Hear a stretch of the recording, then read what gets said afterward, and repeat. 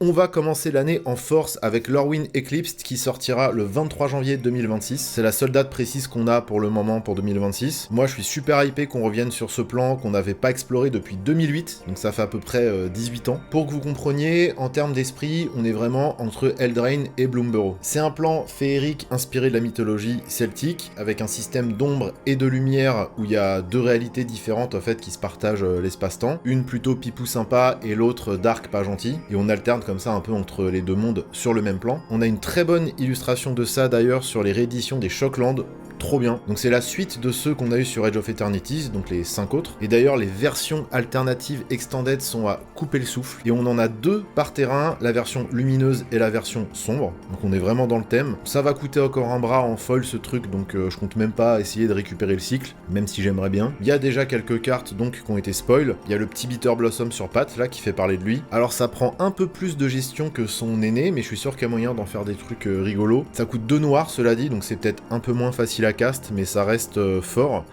Et je pense que Shatterfang va manger ça bien comme il faut. On a la version limitée à 500 exemplaires dessinée par la Queen Rebecca Guay. J'ai une couille à vendre sur eBay si jamais ça intéresse quelqu'un. On devine aussi qu'il y a un nouveau cycle d'incarnations élémentaires, bicolore cette fois.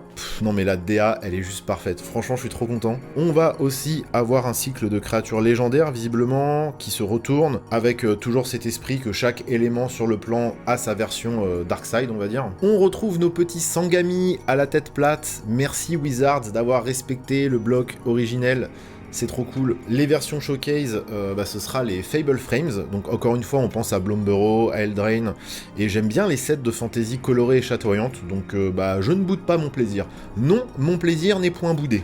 Les packaging en plus ils donnent trop envie, c'est abusé. Bref, trop hâte de jouer toutes ces cartes, et en plus c'est que le début.